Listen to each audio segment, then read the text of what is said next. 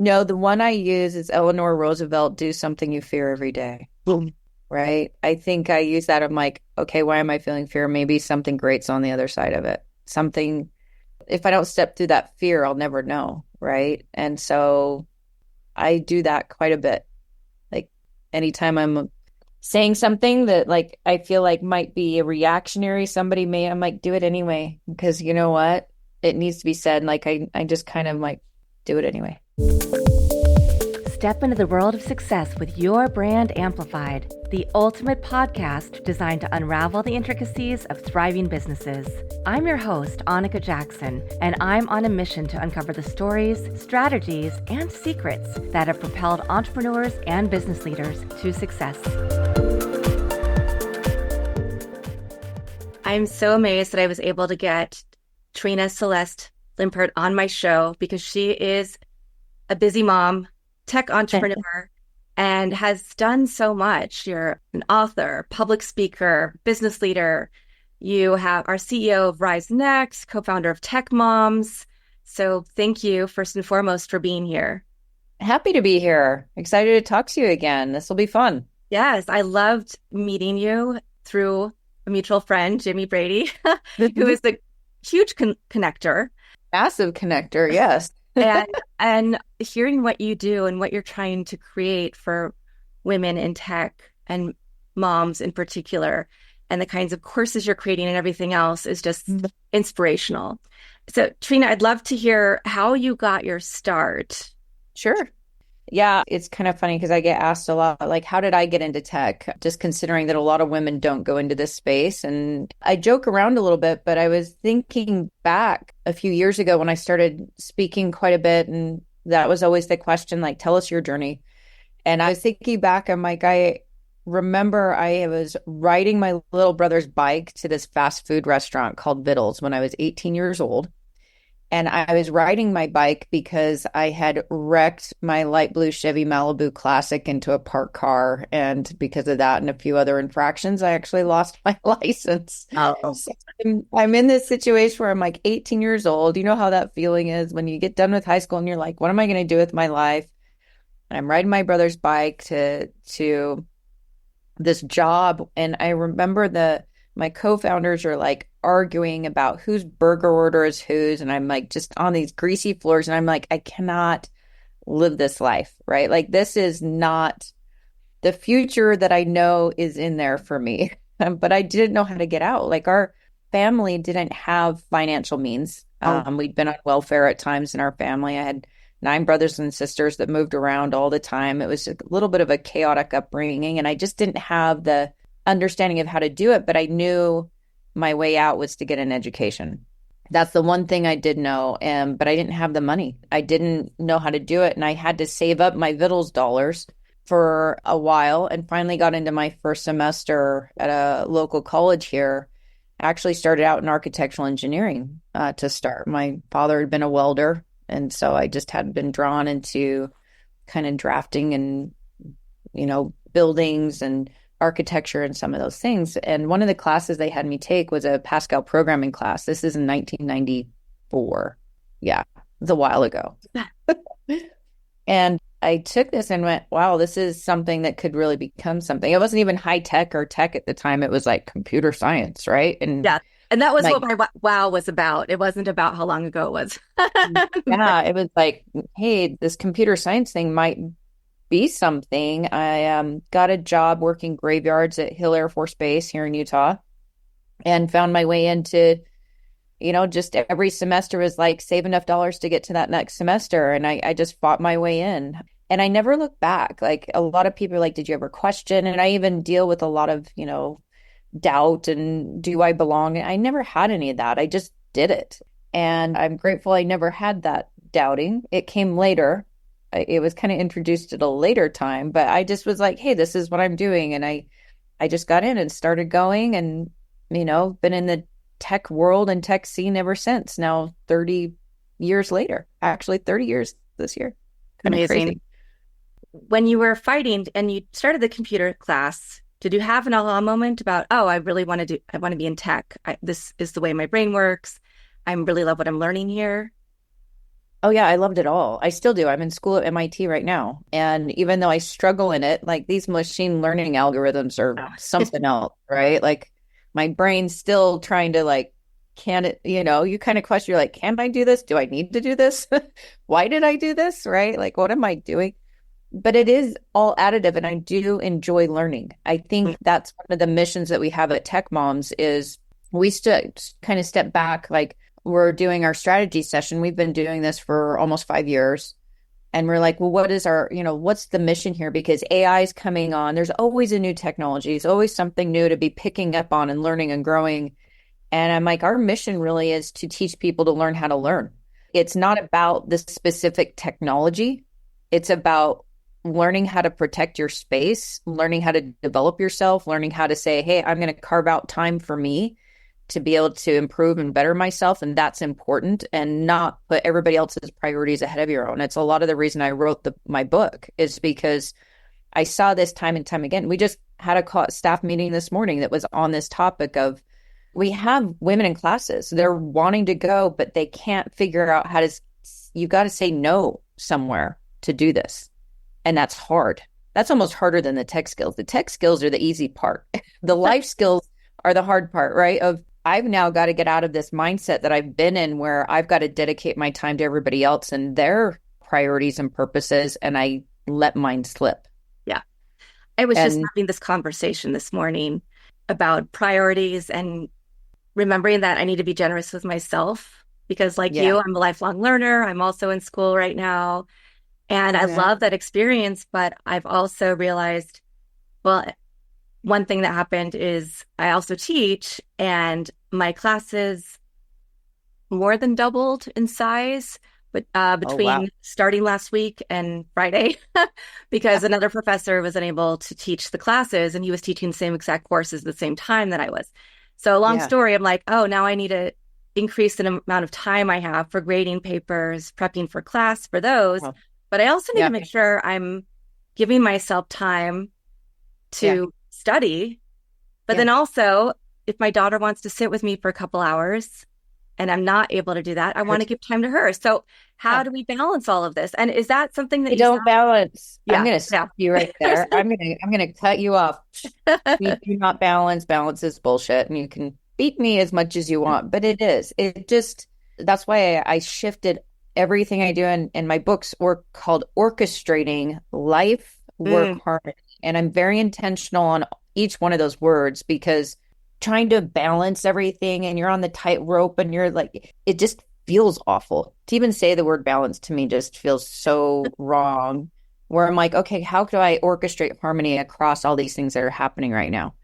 And it's an ebb and flow. Sometimes family isn't first. And I know a lot of people are like, oh no, how could you say that? But it's not. It's sometimes you've got to put other things first and then you come back into focus on family once you can work through those things, right? And because you can't do it all. It's in constant orchestration across. I have like a whole model that I've built out that's across, I would say, 5 different areas of your life that you need to be continually orchestrating in order to find harmony. mm. So, and I think I wrote this book for me. Fortunately, it helps other people as well because I struggle with this every day. Right? Every day, it's like, okay, I'm feeling this out of disharmony. How do I tune in and get back to that? It's constant work, right? Yeah, and telling ourselves it's okay if something is put on the back burner for a little bit so that we can take Mhm. care of what we need to take care of. Absolutely. Yes. And is this something you saw in a lot of other women when you were working at Oracle, when you were at eBay? Yeah. I mean, my whole career, and I think men and women. I mean, women are challenged more so because we take on all of the domestic and child caring. So if Yeah. you're a mother, and that's why we focus for tech moms, is we've got to put some additional effort around the barriers that are there for women that you're dealing with in addition to like the normal stuff. Everybody is challenged with finding harmony in their lives, right? In their relationships, in their finances, careers, their personal development, mental health. I mean, Mhm. that's the soil from which everything else grows. I use this analogy of a garden. If we're not taking care of ourselves mentally, and we need to be able to continually weed our mental gardens, right? Of all of these doubts and challenges and mental health, like get that so you can grow elsewhere. And as I wrote the book, I did write it based on, to your point, the experiences after having led, organizations. I was the global president of women in IT at eBay, and we had about 1,500 members in 17 countries. And I can tell you, it's the same challenges wherever you go. Some are more extreme than others, right, as far as what they're facing, but all the same core focus. We all can use that help of being able to figure out how to orchestrate across all these different challenges and things that are happening, becoming aware of them and how Mhm. to respond to them. And as I put the book out there, I definitely tailored it for women because that's where I'm primarily spending a lot of my time and people and who I really see the challenges that are there. So I wrote it for them. But what was interesting is I run an executive network and I have quite a broad tech executive network. And so a lot of my friends read it and they reached out to me and they're like, Trina, this is when I had my Vittles moment of like, I cannot live this life, right? Like it resonates for everyone, regardless of where you're at, relationships, just personal relationships. I see that a lot in a lot of the networking events and things we do. We try and create this vulnerable space. And it's the same challenges of like people opening up and saying, I'm dealing with mental health issues with my children or myself, or I've got this challenge with my spouse, whatever it is, we all are experiencing life. But it's interesting within the corporate space, we try to minimize it like it doesn't exist. And so I'm putting together plans. I think the next book I'm going to write is going to be called Life First Workplaces, because I think we need to recognize that life is happening. And how do you lead in Yes. a life perspective, right? I think that's extremely needed right now. There's a lot going on in the world. That Can't say no ignore it more, anymore. say no less, say no more. Yeah. I think often leaders look at things from the perspective of where they are in life and Hmm. they expect, they apply their situation to their employees. And Yes. a lot of times it's very different. Mm. They may have kids, they may not, you know, Yeah. you might not know what it being a single mom is like and what you have Like, to make sure that you have time for and yeah. prioritize. And just listen. I spoke at a leadership event last month in Park City, and there was like 150 founder startup owners, right, that were there all learning how to lead and scale to the next level. And I was talking about empathy and leadership and the importance of really making sure your employees feel safe and create environments of trust, right? And just that's going to scale your company more than anything, right? It's just they're bought in and you're like, yeah, whatever I can do. And somebody brought up, this situation where you're like, well, I just need to fire people more quickly. And I'm like, that might be the case, right? Like you hire slowly, fire quickly if it's not the right fit. And I said, well, what's the challenge? And he's like, she wants to take a day home so she can just get caught up on laundry. And just was kind of joking about it. And I'm like, well, if that's what's important to her, that's a really easy fix, right? She's going to probably be like one of your most proponent, employees if she's like, hey, I just have this challenge of like getting caught up on laundry. Can I just throw in some loads once a week? Why is that such a negative response? And that's what's important to her. You don't even have to pay her more to get that value back of just saying, yeah, we'll be flexible with you.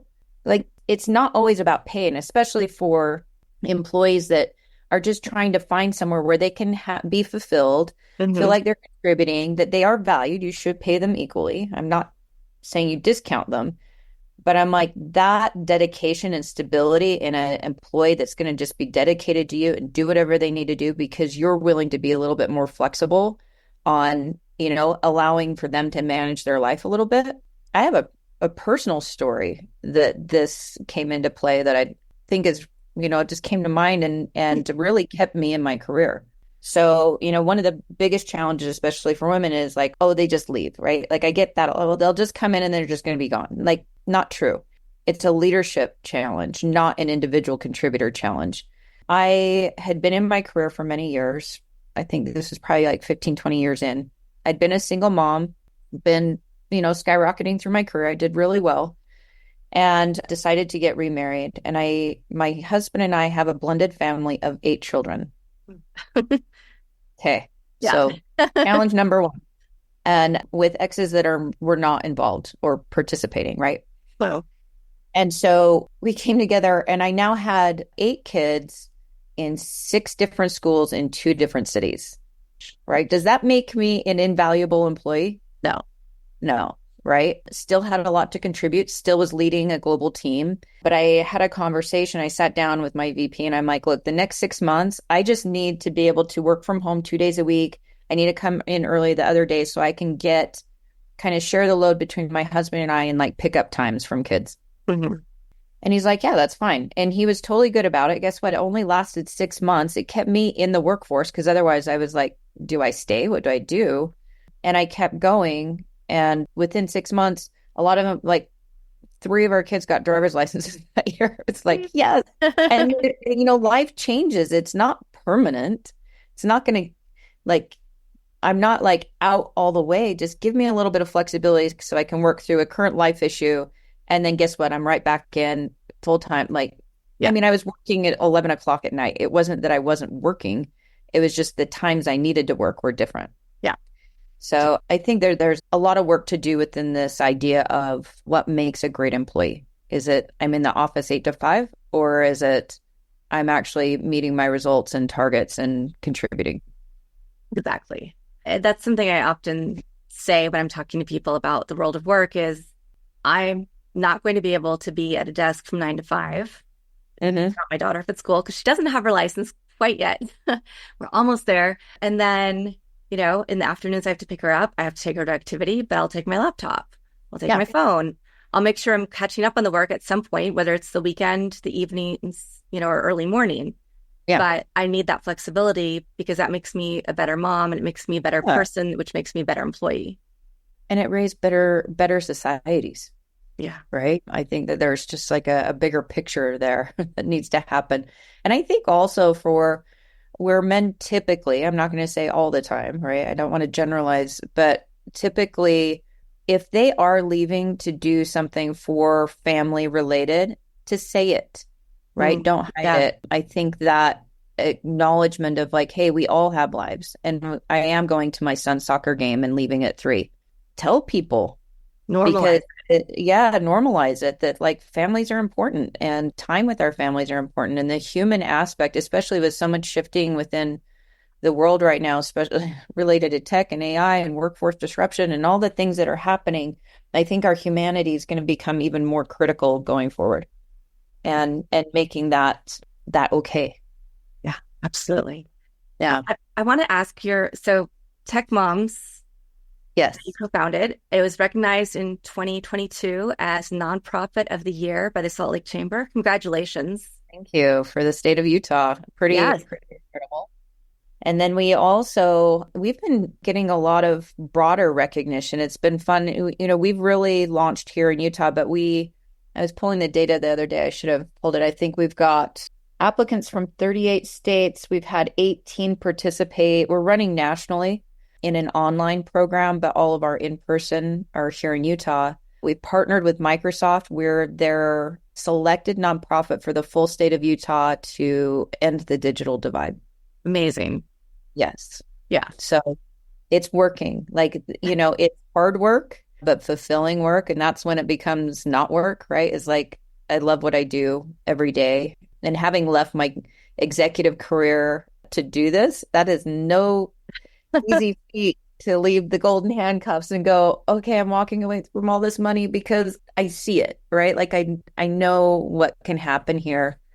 But we work with our community partners so closely. We need everybody. We can't do it alone, right? We need people to not only fund as a nonprofit, but volunteer and hire Mhm. like just those internships, provide internships to non-traditional learners and reskillers. Our cohorts they're extremely highly educated. Majority of our women, I think it's over almost 60%, have bachelor's degrees. They've just gone into other fields that are no longer viable, right? And so they know that in order to provide for my family, I need to be in a more viable career. And so they're actually shifting their careers into technology. And a lot of women that have been out of the workforce and now coming back in. We're partnering with the state right now on a Salesforce returnship program. So that one's really exciting.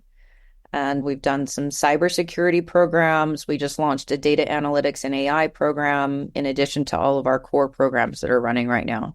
So I think we have I need to pull the final numbers. We just are launching this week. I think we'll have over 100 women in classes as of this next week. So, Fantastic.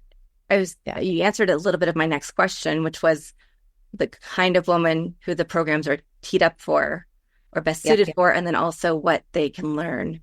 Yeah. So the only requirement we have, you don't even have to be a woman. You don't have to be a man, or you don't have to be a mom. Mhm. Um, we've had men apply, and it's kind of interesting because we take them through the same process and they opt out, just like women opt out of the other Oh. direction. They're like, oh, I'm going to be in class with all women, and they decide to not come. Mhm. Isn't that funny? So, yeah, we're open to anyone. The only requirement we have is a high school diploma, but we really do tailor our programming. It's very high touch because these are challenging emotional life transformations. It's not just the tech skills, but that's what makes it successful. It's why higher education in this space doesn't work because you need that high touch for the life experiences that they're going through to be able to create the success, right?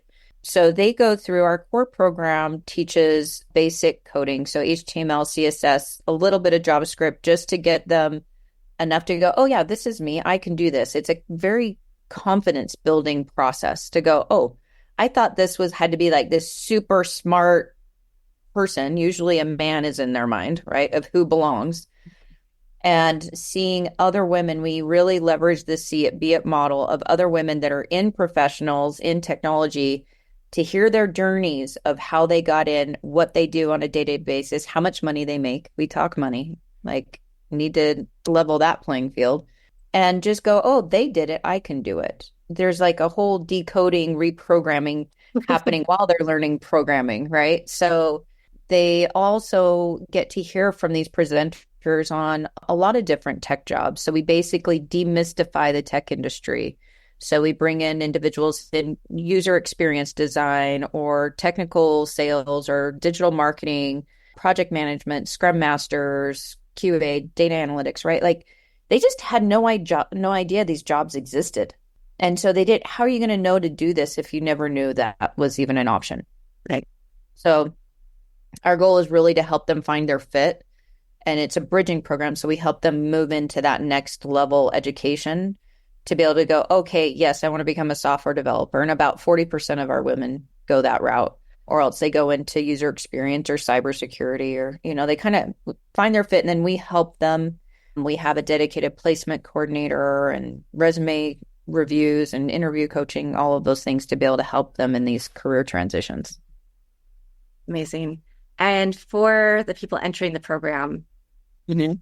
is it expensive? Would you say it's mid-range? Are there It's actually scholarships? really low, really, really low. We fundraise for all the tuition except for $400. Oh my gosh. And the reason we do 400, and that includes childcare, like we cover childcare across the board. We do not want financial need to be a reason somebody doesn't come in. Yeah. And so we even waive that fee, quite honest, like a lot of times based on need. The reason we do a fee is because we saw higher success rates when they have money on Mhm. the table, Yeah. right? So it was when we first started programs, we were not charging or very even lower. And this is kind of the sweet spot where we found like that's enough where they feel like they've put some invested in themselves to be able to see a higher success rate. And we do, we see better outcomes with those that actually Mm. invested themselves financially. Fantastic. I know that a lot of your skills from corporate were transferable, particularly with Mhm. what you do. But I also wanted to ask, were there any surprises in starting a nonprofit? And then you're Yeah. also the CEO of RizeNext Corp. Yes. There's so many, like running a nonprofit is extremely challenging because you can't just go out and sell things. You have to follow some strict rules and you're fundraising nonstop. I mean, I'm selling continually, right? My co-founder and I were just out there speaking all the time. It's the same as a business as far as like number one is drive revenue, right? But you have to really watch your profitability and your margins a lot more because they come under scrutiny far more than they do in a corporate setting, right? Our admin costs we have to keep low. We run a very tight ship from a operations perspective. We've done some unique things to be able to manage that. Like All of our classes, we don't have overhead from a facilities perspective. We partner with our higher education institutions and leverage their space so that we can keep our costs low, right? It's just always managing to that cost structure to make sure that we can scale, and as much money as we possibly can goes to the student to keep tuition low, not to have to charge, because we know we're going to prevent people from being able to have access once we start charging more. Yeah. So that was probably the number one thing. I have two amazing co-founders that I think that I'm one, having come from a corporate space, I'm just like, okay, let's just go get it done. We're always having to be very creative. A lot of creative discussions on how to manage those costs, keep things in line to move it forward. And then, within my core business, I think the number one skill that everybody should have is learn how to sell. Just become, even if you're a technologist, learn how to sell. I think those two things go hand in hand no matter what you're doing, whether it's you're selling yourself or marketing yourself or any of those things. I think those are probably the two most critical skills, is learning how to market and sell, and then understand the technology, yes. But those would be the ones I'm like, learn how to do it. Just, you got to know. Absolutely. We talked a little bit about AI, and we Yeah. know it's for people who are in tech or have been around, tech adjacent, like myself, perhaps, but worked with magazines or other things that were in that field. Yeah. We know that this is just like when people really started using computers and websites for developing. It wasn't just chat rooms from AOL or whatever Yeah. anymore. And we know that AI is basically the next big tool. And just like the internet, people get scared and they don't know how to use it. And this helps cause the digital divide because people are reluctant, to embrace, then they fall behind.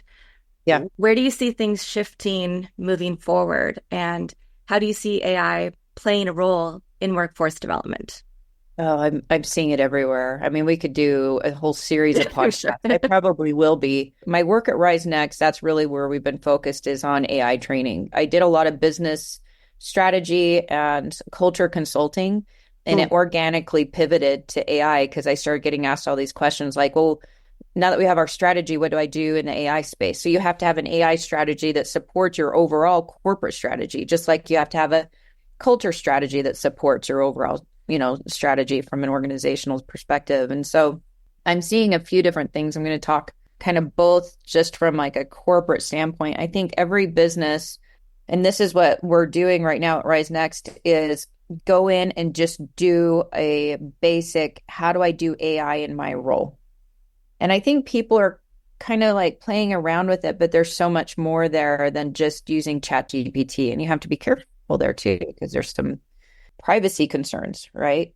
So you really do need somebody to come in and show your employees how to do this the right way for their jobs and their roles, and how to put processes in place that integrate into your existing systems. So using it from a business profitability and efficiency model, I think that's why we're seeing these workforce disruptions and people getting laid off, is because it's creating productivity bonuses everywhere to where you don't need the same staffing as before. And so those that really get in and learn it are going to become the ones that get to be retained and are valuable. This is how somebody presented it to me, and this is what I've been sharing, is if you're not getting on the train, you're getting run over by the train. Yeah. It's not like, oh, the train's going to pass you by. It's more than that. And especially with the economic changes and shifts that we see coming, you need to be invested in yourself, from understanding of AI, learning how to be curious, learning how to identify like bad AI, misleading AI. Like, how do you decipher it? Because it's not always right. Right. And so some of the ways that we've been leveraging it, not just from like a corporate and training, whether it's a small business, your competitors are all going to like pass you by because they're going to be a lot more effective in their execution. But also from our workforce, where we're starting to leverage this. And this is why I went back to school, honestly, is because I needed to upskill, like really trying to understand what this means for running an organization. How do I skill up my employees, my students across the board in this space so that they can become more productive? I just talked about the costs for running a nonprofit. You have to keep super low. This is how we're doing it.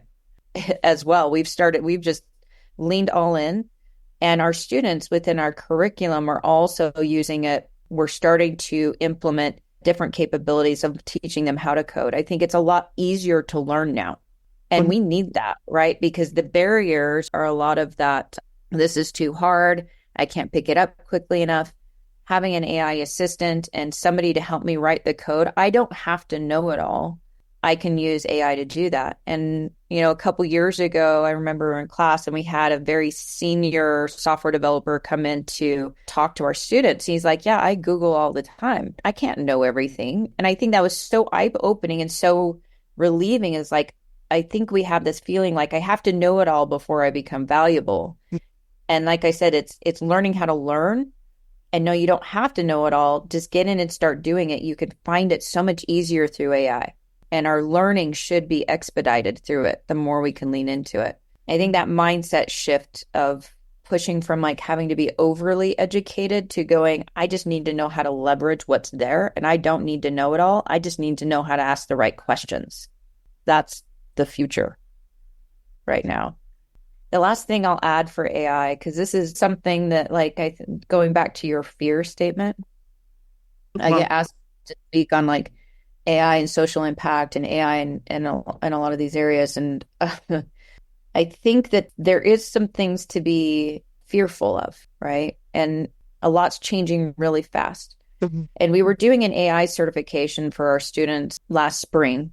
And at the end of it, it was like a 3-hour boot camp certification. And we got done and they started asking these questions like, well, what about the bad actors? What about the people that are going to, come after our kids or going to do, all this like, blah, like scary stuff. And I just stood up and I said, well, there's going to be bad actors. So are you going to be the good actors?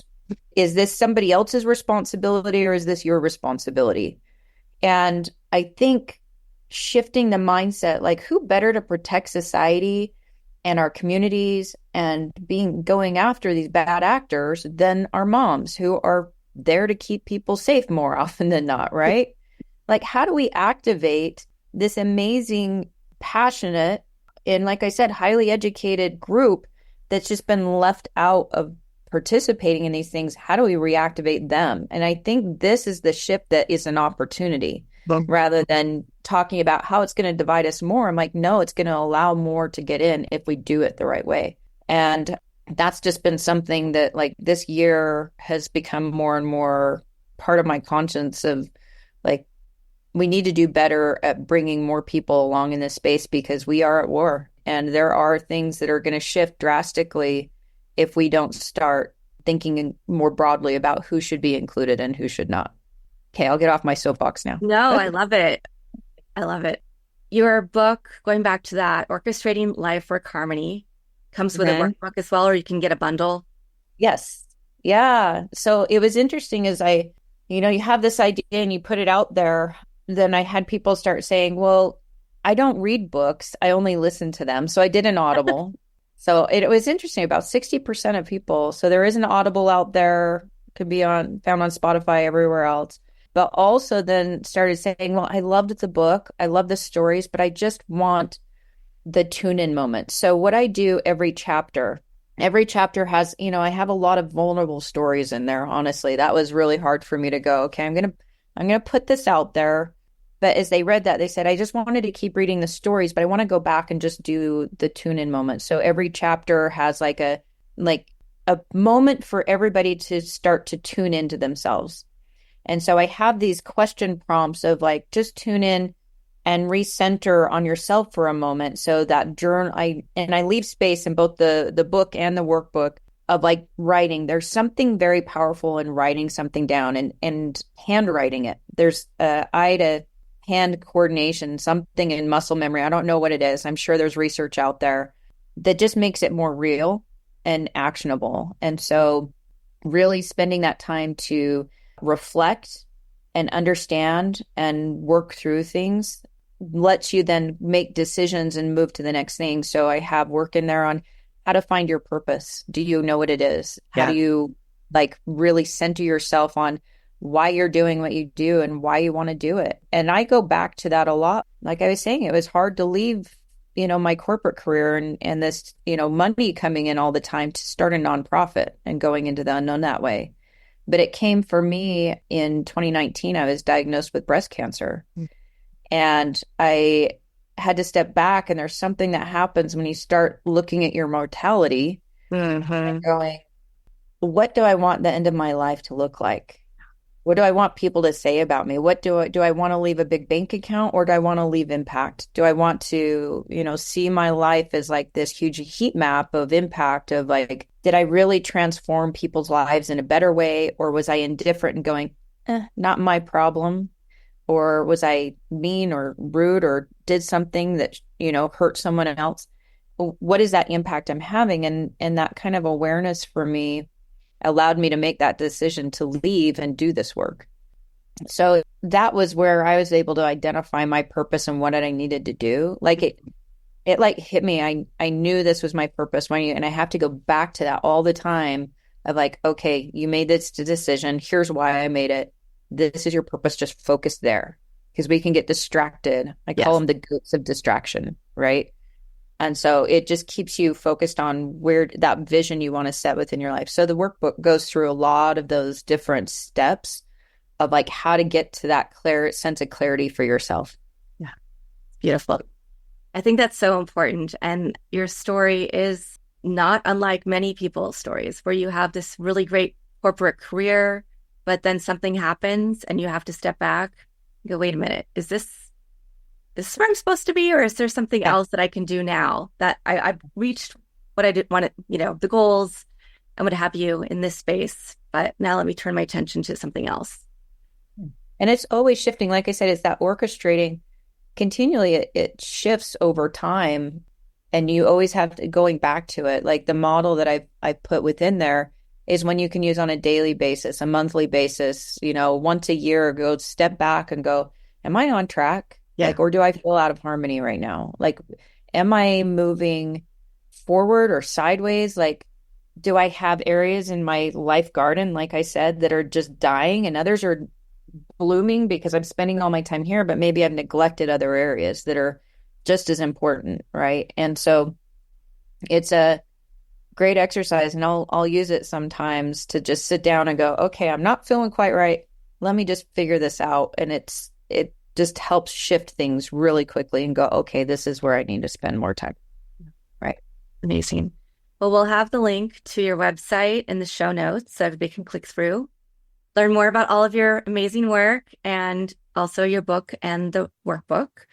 My last question, unless there's anything else that you want to share that we haven't covered, is do you have a favorite quote, mantra, family motto, Bible verse, any words that you use to get through every day and keep you inspired?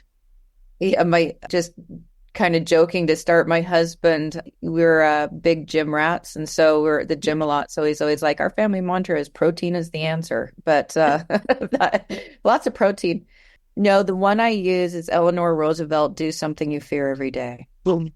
Right? I think I use that. I'm like, okay, why am I feeling fear? Maybe something great's on the other side of it. Something, if I don't step through that fear, I'll never know. Right? And so I do that quite a bit. Like anytime I'm saying something that like I feel like might be a reactionary, I might do it anyway, because you know what? It needs to be said. Like I just kind of like do it anyway. Yeah. Amazing. Well, I'm just so thrilled that you gave us some time today to absolutely walk through a little bit of your journey and how you got to where you are, what you're helping do to make impact in others' lives. And I'm looking forward to continuing this conversation offline. Yes, absolutely. Wonderful. Thanks so much for having me. Yeah, thank you for being here. And thank you to everybody who's watching or listening to this episode. I'll be back again with another amazing guest to share their story very shortly. Thanks for listening or watching to this episode of Your Brand Amplified. Don't forget to leave us a rating or review on your favorite podcast listening platform. And if you want to learn more, check us out at yourbrandamplified.com.